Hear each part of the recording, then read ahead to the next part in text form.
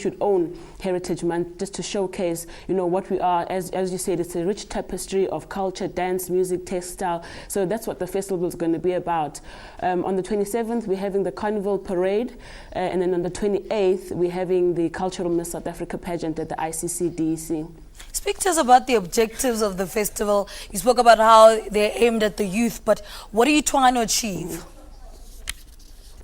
Well, ideally, we're addressing the social ills in South Africa, but we use culture as a tool to do that. So we have a whole lot of programs throughout the year where all our young people who are participating in the festival now have gone through a whole lot of training programs and skills development, etc., etc. So this at the end is just a celebration, where on the 27th, there's a cultural exhibition where we're exhibiting all the cultural crafts, cultural wear, etc., at the City Hall in Durban from the morning, from 9 o'clock throughout the day. And then from 12 o'clock along West Street, the whole of West Street, we're having a carnival parade where each culture is represented perhaps by a certain float, and there's dance and there's music, and a whole lot of our kids, about 12 per cultural group. So there's going to be about 1,200 kids on the road, because for each year we're taking about 2,400 children. So we're going to have about 1,200 kids who are part of this orchestra of dance, and it's all been choreographed, and it's just going to be beautiful. It's just a whole array of beauty and just enjoying who we are as a South Africa as a whole. That's going to be on the 27th.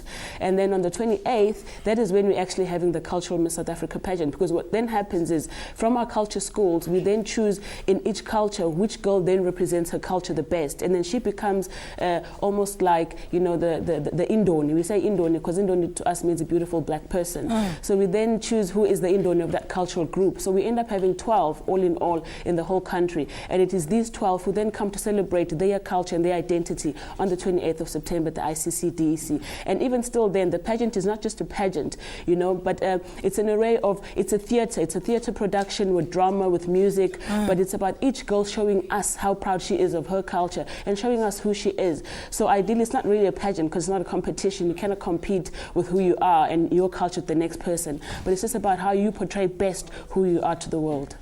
Now, speak to us about what are some of the lessons that have come out of hosting it last year. What are the changes that you're bringing into this year's event? Well, last year was actually our first year, and it was just amazing. I'm not sure if you did see it on TV, but it was just an amazing event. We had it then at Moses Mabhida. We just changed now. We've just moved it to the ICC, which is more indoors and more relaxed for us as the organizers because of the weather-wise. But I think we have grown also compared to what we did last year. I just think what's going to be happening at this year's pageant. It's a form of entertainment that I don't think South Africa has seen before. It's just that we're bringing a lot of entertainment to the people and just letting people know, because even the viewers, as a viewer, as you'll be watching, you'll be going through the different stages of what a young girl in all the different cultures, all the different stages of growth that they go through. So even you as a viewer, as yourself, being part of the pageant, you're going through a lesson yourself, because you're going through this lesson of this young girl from puberty right up until she gets married. Speak to us about why, in your opinion, art and culture is one of the best ways to speak to the youth today. You know what, Lebu, truth be told, there's a lot of information out there about how we're telling young people to behave, but for some reason it's just not transcending to them actually changing their behavior. And I know government and everyone, is complaining about, whether it's crime, and young people are complaining about unemployment and everything else that goes around it. But with so much information that is actually out there, but it's not transcending to behavior in young people. So we as Indoni decided that there's no better way to speak to someone than to speak through their identity and who they are. So we then used culture, and of which in all the different cultural groups in South Africa, we've got manners and respect, which is the basic foundation of that.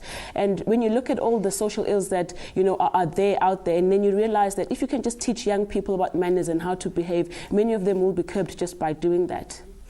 And what are you, this year you're going to the ICC, like you said, what are you hoping to achieve this year in overall? More than anything, to me, I just want people to be even the people who are coming to the pageant. Many of us now, you find, we've even forgotten our languages. We're speaking English most of the time, and we're just so unaware of things. Even us as parents, there's so many things that we don't even know what to teach our children because we either don't know or we've forgotten.